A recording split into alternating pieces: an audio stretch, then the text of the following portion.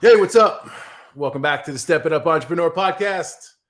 Thomas Keenan coming at you today with the one and only, the wild man, Mr. Chris Scoville. I've known this cat for a bunch of years at this point. He's always been someone who supported me. We reconnected in Vegas a couple years ago at a trade show. And my memories of you go back to when my book launched and you just going out there and hustling copies of that book for me and getting me a bestseller, which was cool. And I've always just been appreciative of that. It's over in my closet, man. Yeah, man. I remember. Dude, I went all in. You did? I drank that Kool-Aid from a freaking fire hose, man. Yeah. Paid off. Yeah. You got things popping, man. So it's funny. We were just kind of chewing things up and kind of catching up before we hit the record button here. And then we both just said, fuck it. Hit the record button because this is all the good stuff. It always happens, right? When you're doing a podcast. Yeah. It's the stuff that leads up to the podcast that you're chewing on. Yeah. And then everybody, hear Andy and Ed talk about all the time. We should have the really good stuff that we were just talking about before we got in the green room, like in the studio, was like that. So I think we were just talking about being comfortable and shit like that. And we were talking about being comfortable, and you and I both got experience there. But I want to kind of backtrack and kind of go back to what we're talking. So just to give the listeners some context here, give a backstory of what you were doing with the bank and how you were helping, basically in the contracting industry, what you were doing there, and what you were building on the back end for the last couple of years, and then kind of the transition period that you've just gone through. Cool. Yeah, let's unpack it. I mean, it's a lot. First and foremost, thank you. I'm so happy to be here with you, man. You and I met a long time ago in Texas. I think you were still up in Long Island. Yep. And I think we were both fresh over there at the academy. Mm-hmm. And I'll never forget it. And let me start from the beginning and we'll go from there. There was a girl named Sabrina Santoro, mm-hmm. and I was like, oh, what's the funnel? And she's like, well, the funnel is this. And I go, still don't get it. I don't understand. I'm 50, mm-hmm. I'm 48. I don't understand. I'm 52 now. Yeah. 2017. I didn't know what a funnel was. Mm-hmm. I didn't know what a DNL or a URL. I didn't know anything. I had no idea. Right. So she's explaining, well, it's this thing that you can build and you can connect with people and they can move through your thing and you can end up doing business with them. I'm like, yeah, I still don't get it. So I bought the funnel. And then, of course, I was funneled into the family mm-hmm. where you and I met. Mm-hmm. Well, I drank the Kool-Aid from a fire hose and I was like, well, shit, all these people up on stage, they can do it. I'll have to go out and learn how to do this too. So I started kind of testing some things out because I work in the contracting space. I'm sure we'll unpack that during this, but needless to say, for 4 years, I tested things. 2 years I tested and closed things down. That didn't work. That didn't work. Yeah. And then 2 years ago, I started building the BluePagesPro, which led me to today and why we're here. We're going to be shooting the shit about that. Mm. But to get back to your question, I've been in the banking financing world serving contractors for over 26 years. Like, what? I'm 52. And I just got off the phone with a roofer, mm-hmm. and she's like, we've heard a lot about you online. I'm like, yeah, I'm sure you have. And she goes like, fucking sometimes it's good. Sometimes it ain't so good. And she goes, well, you've been recommended by like 100 people. I said, well, geez, they might be right. At 17, I was building custom homes with my father. He knew he was an attorney. He had no idea. I had no idea. At 19, I moved down to Florida. I was doing tie beams. So I realized that sucks. It's hot out here. I wonder if I can get into the financing side, which led me into the construction to permanent wholesale world, which I worked up until 2 days ago. I retired from banking. Mm-hmm. So I'm literally all in, burned the boats, 100% entrepreneur, owner, CEO of BluePagesPro, software as a service. Yeah. I was like, dude, this is so cool because I've been doing podcasts, but I haven't been able to say it out loud. Yeah. Yeah. That's awesome. But here's the caveat here is like, you didn't just throw your high paying salary job away and then dump into entrepreneurship. You actually went and built and played and perfected before you said, see you guys later. I'm out. Yeah, man. Let's go back to that. So anybody listening to this, listen, there's a lot of people out there that are like, go all in, burn the boats, jump off the cliff, fuck a parachute. Like that could be really dangerous, guys. Me working from 5 p.m. till 1 a.m. for 4 years. Ask my wife. She knows where all the money is when we do our taxes, and it ain't in the bank account, right? Like, we've done well. We moved from a 1-bedroom apartment that was 600 square feet to a $1.2 million home now on the Intercoastal. We've worked hard, but we ain't got, it's not like I've got this fucking retirement. I built a software company, and my goal is $1.2 billion on that mirror back there, right? So it was hard work, but being an entrepreneur and an intrapreneur requires a lot of dedication and some freaking balls. Like, it's hard working for a company, a bank, and doing what you need to do. And I did a really good job for them out of respect. I did my job, and then still getting enough power and energy at 5 o'clock to go, okay, I got to go build my software company that isn't making any money for 4 years. 4 years. I got a partner in California that has stuck with me for 4 years. And we've made some money, but it ain't money. Yeah. He's stuck with me, man. God bless him. Alex is my integrator. If you know the EOS system, I'm the visionary. And together we are the yin and the freaking yang, man. Yeah. But yeah, it's Thomas. We could talk about that for days on how hard it is to work at a W-2 and get a side gig going. Yeah. And then balling up and retiring to go in on your passion. Yeah. So here's an area of contention that a lot of people don't understand, right? And I've been through this too. The difference, though, was I was an entrepreneur who was an owner in we'll call it somewhat successful service-based business. Yeah. And we built the service-based business over 10 or 11 years. By the time I exited the company, my salary was set right around the $250K mark. And like, come hell or high water, no matter what happened in the company, that was autopilot. If we had a better year, obviously there'd be more coming in, but like, no matter what, that was the baseline of what I had rolling in at all times. Yeah. And when I decided to say, hey, this is no longer for me, see you later.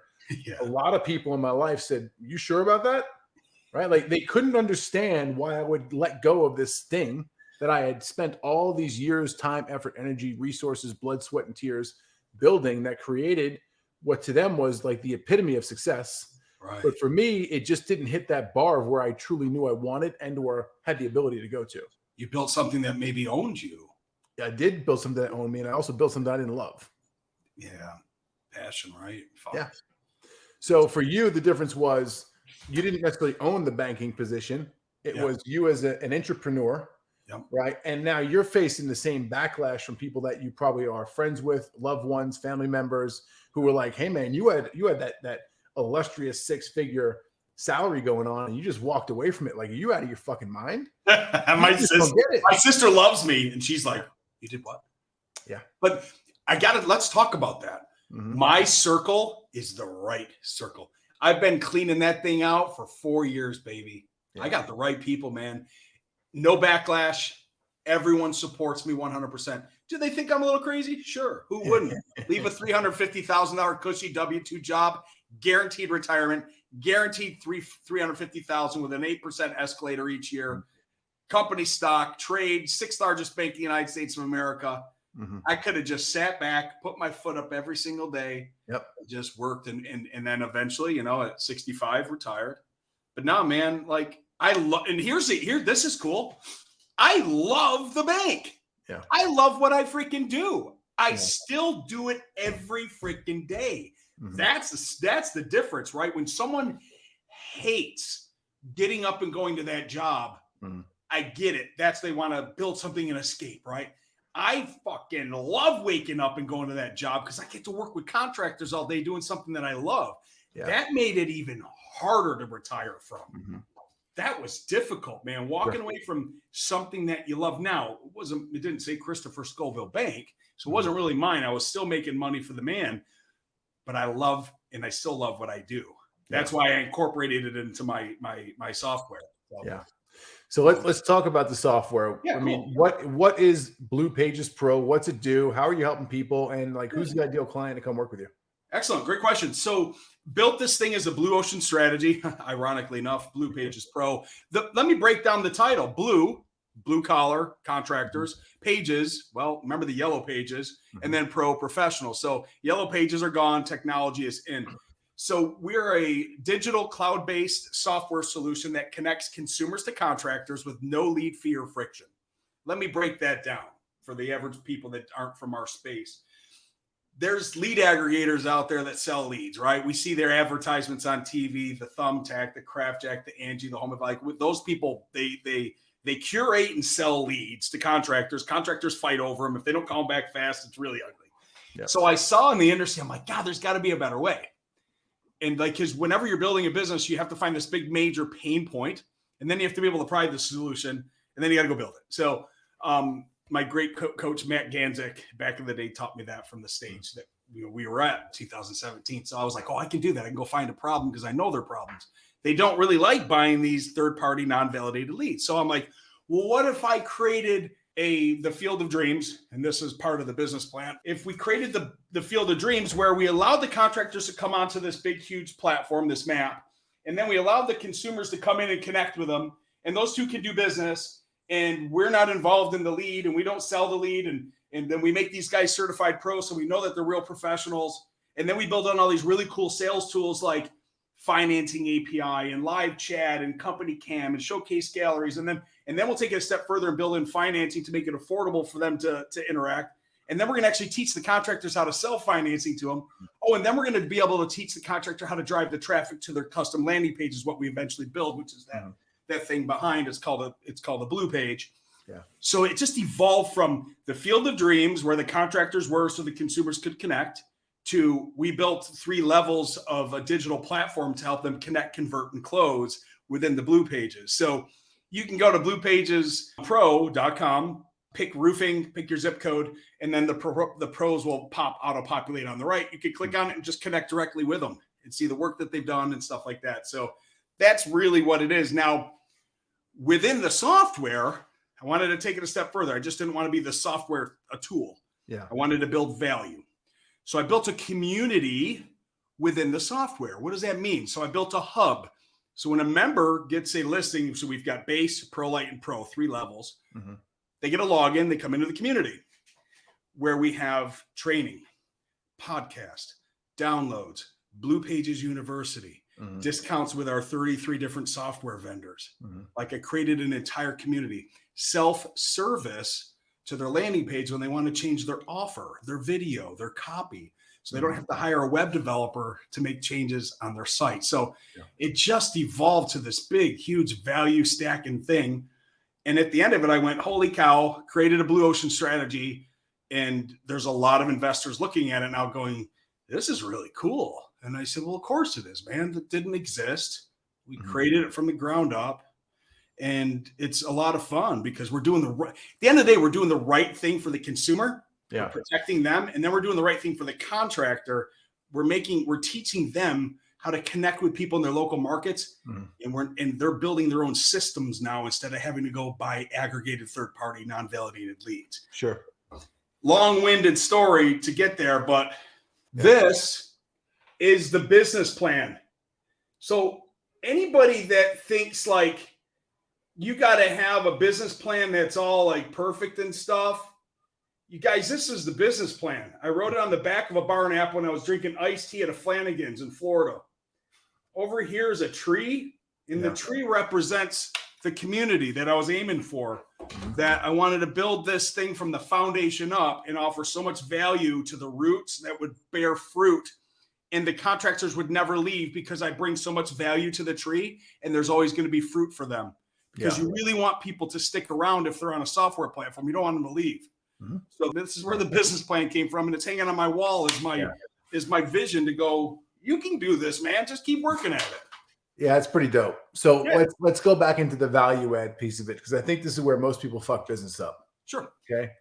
The value add piece of this is, okay, cool. If you're a consumer, I've got a place for you to come and you can connect with actual professional contractors who can service your needs. Yes. Awesome. So that's a win.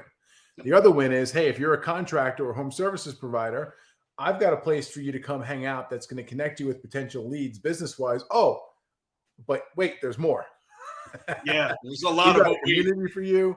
We've got affiliate deals with other software companies, so you guys are going to get a discount.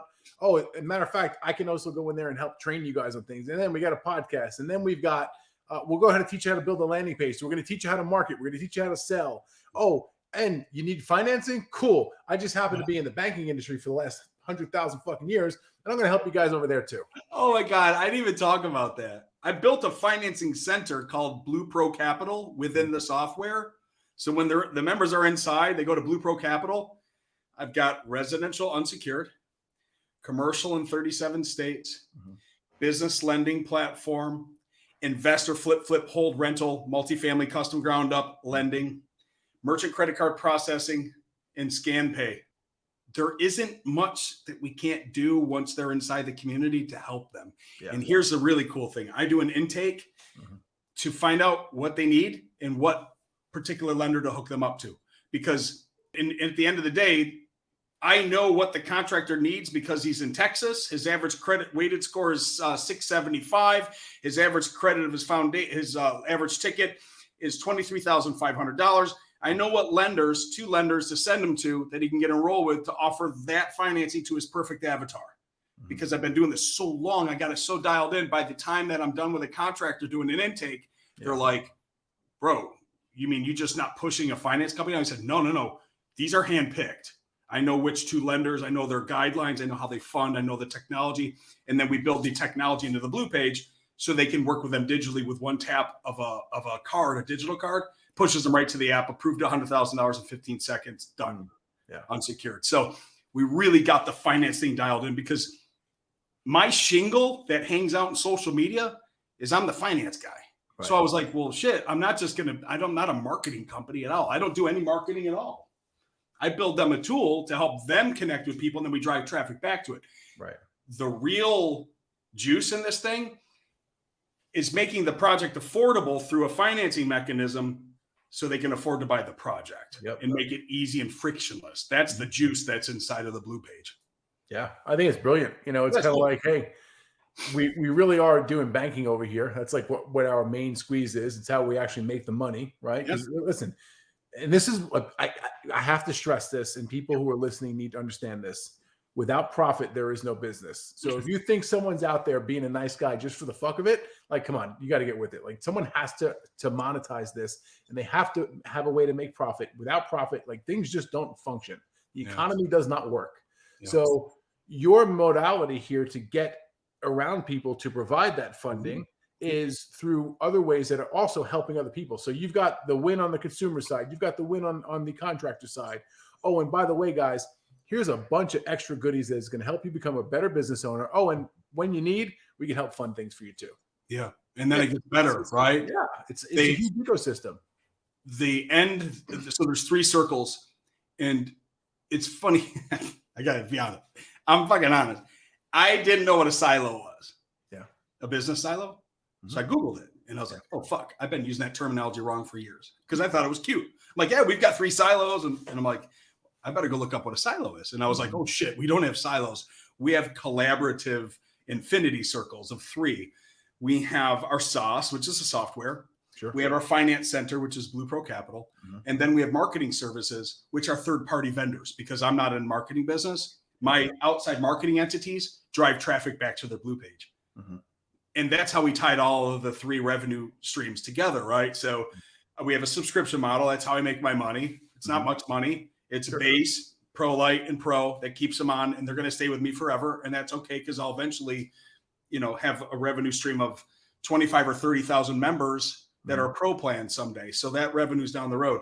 The financing, of course, there's revenue in that because there's unsecured, commercial, and I'm a broker, and I'm also an agent at these different lending institutions where I have the ability to make commission off of that. Because, like you said, we're in business to make money, but I'm going to make them more money anyway. So, and then the marketing services, obviously, if we do a really, really good job and we drive leads, then they revenue stream me back on that projection. So I'm not even afraid to tell people what our revenue model is because they're very, very conservative, and we're doing the right thing for the people.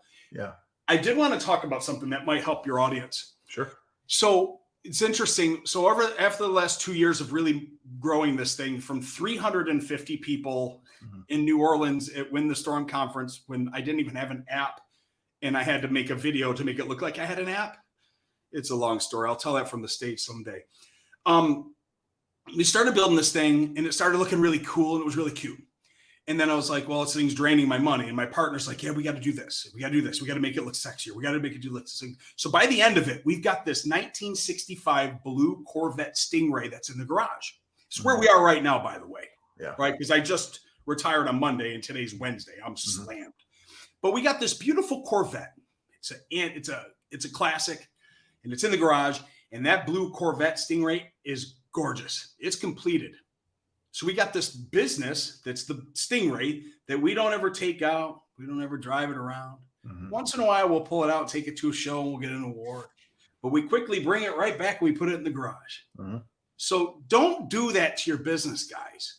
Don't feel as if you're sitting on something and it can go to market and help people. Don't try to make it the perfect award-winning Stingray. Get it out there and start helping people. Now, there's a reason why I couldn't take my Corvette out, right? Because I had to keep it kind of quiet. I didn't want to let people know I had a Corvette because I was working for a W-2. My scenario is different. Don't think that your shit's got to be perfect and pretty if it can help solve a problem and help somebody make money or you're in work. Dude, I can't stress it enough. It ain't got to be pretty. It has to work. You can build the airplane once you got it in the air. Get it in the air. Yeah, for sure. It's say it 1,000 times, but man, it's still powerful. Done is greater than perfect. Yeah, dude. Yeah, you got to get out there and just make things happen and start generating some profit, get some cash flow coming through the company. Because at the end of the day, that's what's going to keep driving things. Yeah. And if it's just parked there in the garage, it's not going to happen. Yeah, we've got an investor, of course, I can't say who it is, and he's like, "You got a projection model?" And I'm like, "Google projection model." Yep, have one.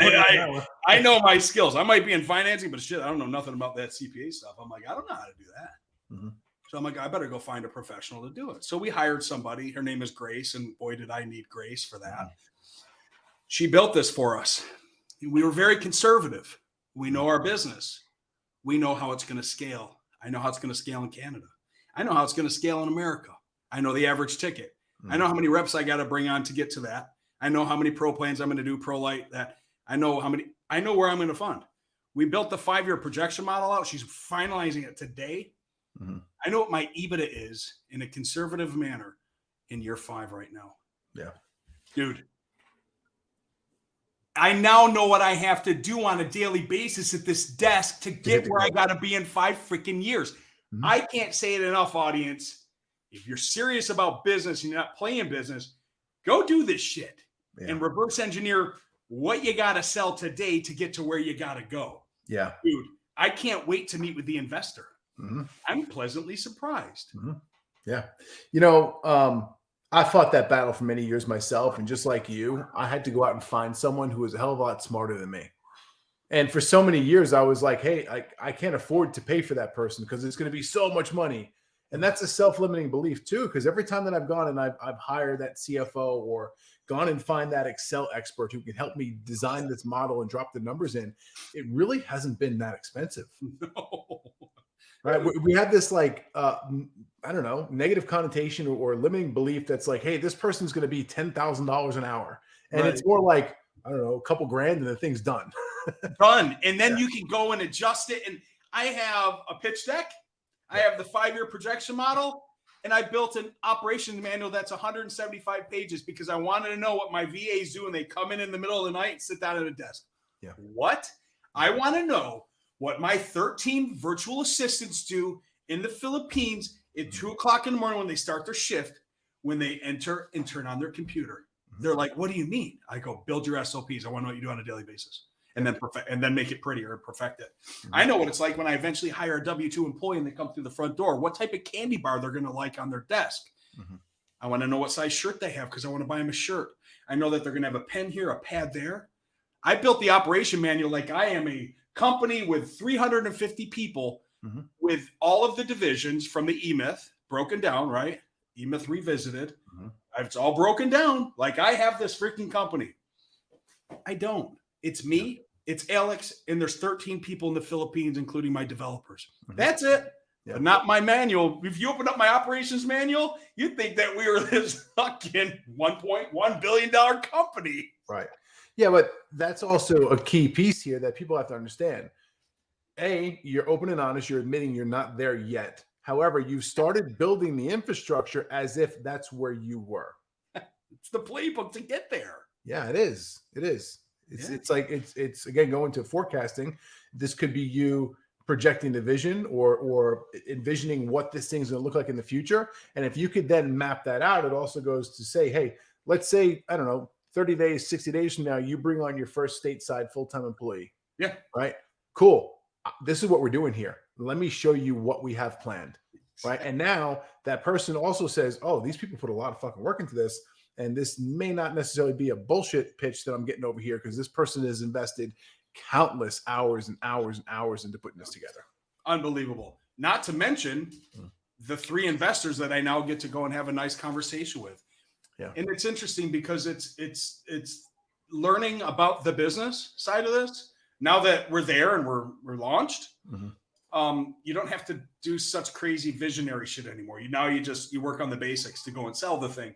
But it's going to be an interesting conversation when I meet with these folks now, because I can kind of walk in the room with a little bit of swagger. Like, hey guys, I created this thing. It works. It operates. We have paying people on there. We have 33 vendor partners. I've got 6 finance partners. I can just kind of hold my peacock feathers out a little bit differently now because I've done the work.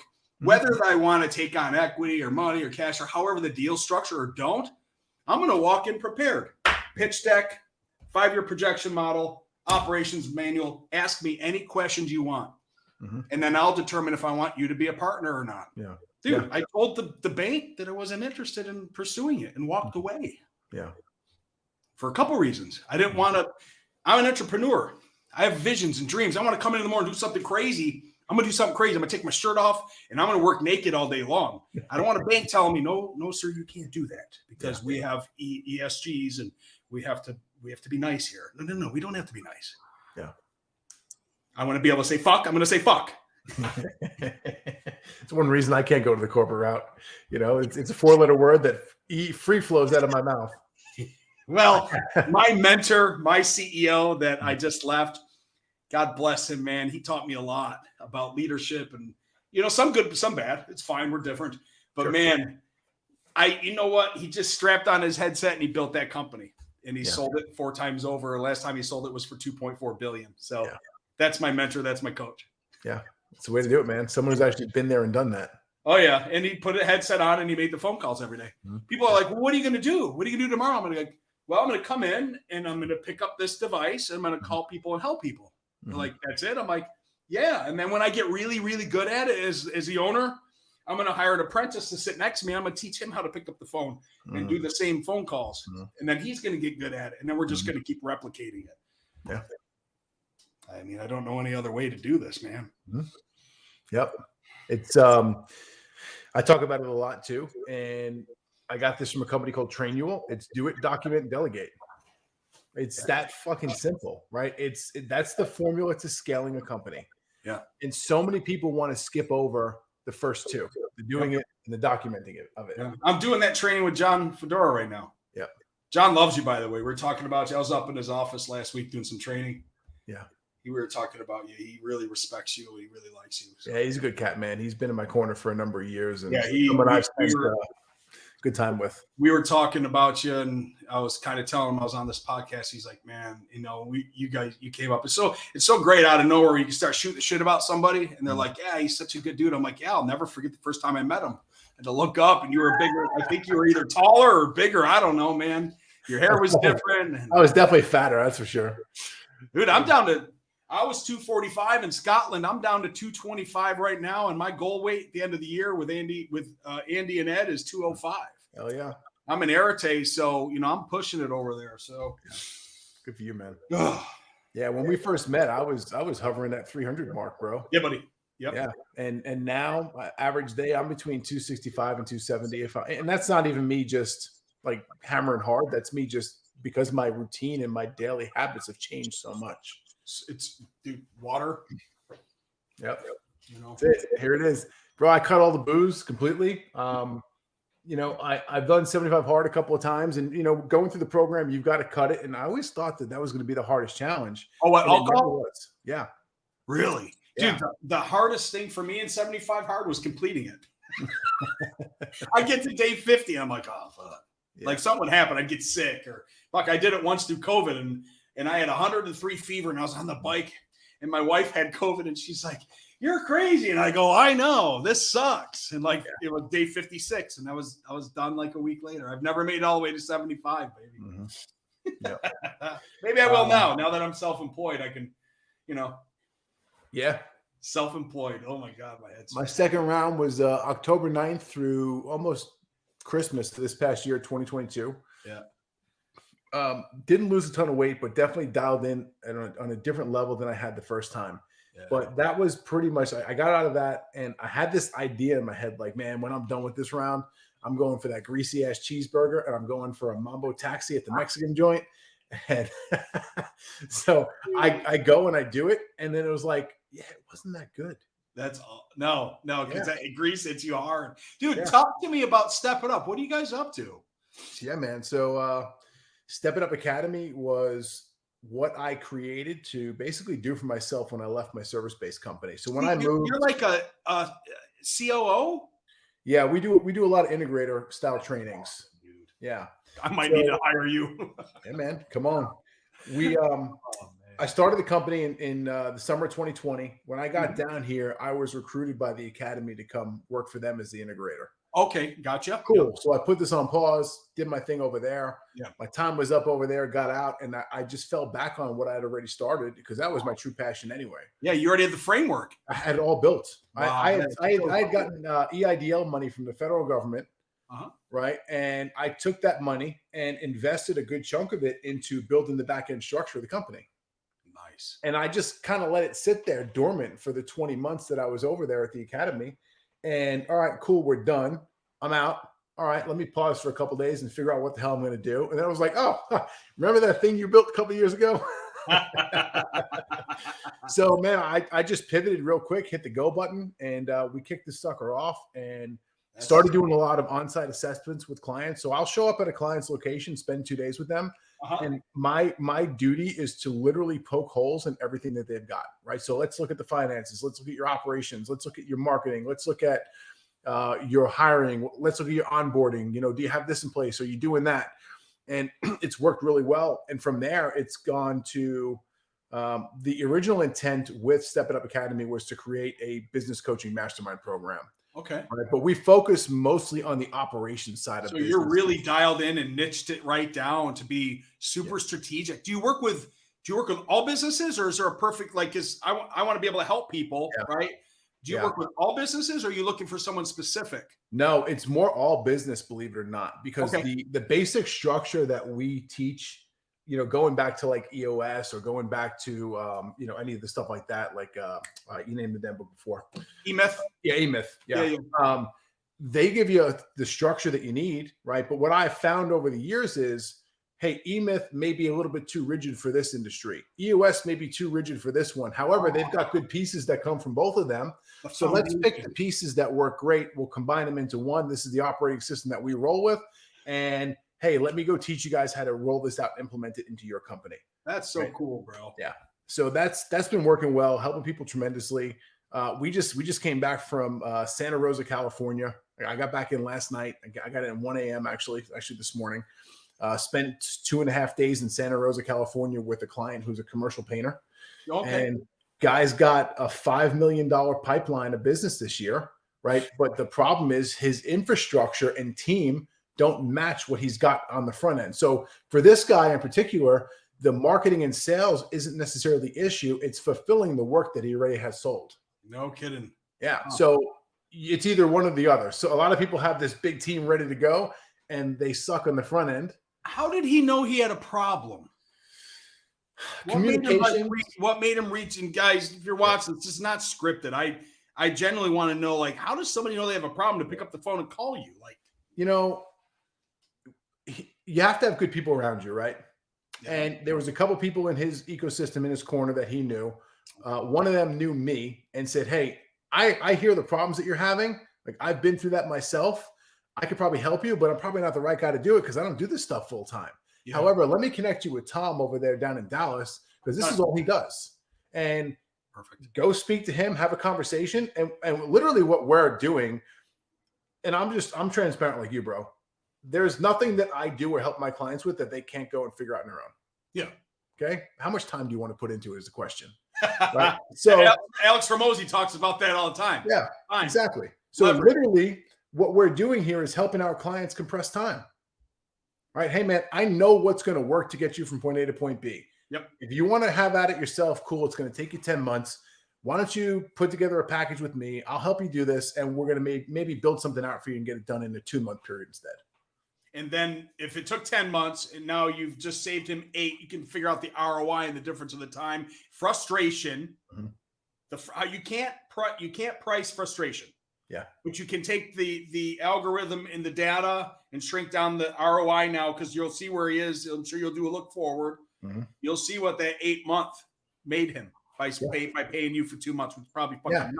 Bingo. So your business pays for itself because the results you give them. My business pays for itself 10 times over because I'm underpriced. Yeah. I will raise my prices. Mm-hmm. I do. I will raise them. I promise you. Yeah. But right now I want to get 150 pro plans on there and I'll figure it out. But that's so cool, bro. I like that. Yeah. So we got the on-site assessments. We got one-to-one coaching. We've got group coaching packages. We've got live events that we're doing once a quarter. We actually get people into a room. And the events that we host, they're 2-day events. They're not big. I don't want 350 people in a room. No. I want 50 high-quality individuals. Bro, those aren't doing so hot. The first 90 days of this year, mm-hmm. I was at event after trade show after trade show. I'm not sure if we bumped into any of each other. They're not doing so hot. Yeah. Tons and tons of vendors. No one there. No focus. Mm-hmm. Smaller events, guys. I'm telling you, get into smaller events, one-on-one, get in group circles, mm-hmm. be more intimate with the folks that are there, experience the same freaking problems you're having. Dude, I'm seeing a big paradigm shift happening right now in the frustration level of vendors that we spend a lot of money going to these shows, you guys, and ain't nobody stopping at the booths and buying. Yeah. So I love, dude, that is awesome. Yeah. Smaller event, much more intimate. We get to know people's names. We get to really talk about their problems and overcome their issues while they're there. So it's like, hey, come to the event, spend between, let's call it $500 for a general admission ticket or $1,500 for a VIP. You get to come in the room for 2 days, and we're going to have a small, tight-knit group of people, and you're going to actually build relationships with those people that are going to carry you well beyond the 2 days you spent with me in Dallas. Bro, find out what soft drink, what drink that they like. Find out what snack or candy bar. Mm-hmm. Prior to the event, they'll be like, what the fuck, right? Ask them in your intake, and then like your intake's done a couple months before they even decide that they like you and know you and trust you and want to remember you. Mm-hmm. And then when they show up to the event, have that drink and that fucking thing they're sitting for. Yeah, it's pretty dope. They'll freak out. And you'll be like, they'll go like, how did you know? And you'll be like, do you remember when we did the consultation on the intake and I wanted to get to know you as a person? So I asked those particular questions that dragged that information out of you.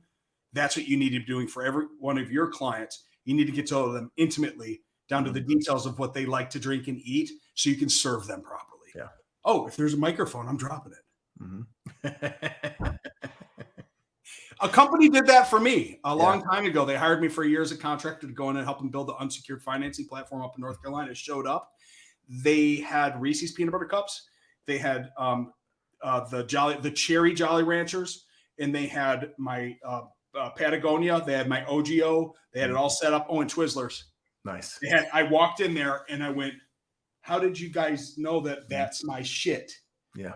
And they said, well, do you remember when we hired you? It was on an intake form. I was like, that stuck with me forever. And I built it into my SOPs that I want to know when we bring on a W-2 employee, what they like, what they dislike. Yeah. So yeah, that's a key piece. I like it. I know a couple people who are doing that really well. Okay, cool. You come on as a contractor, W-2, whatever.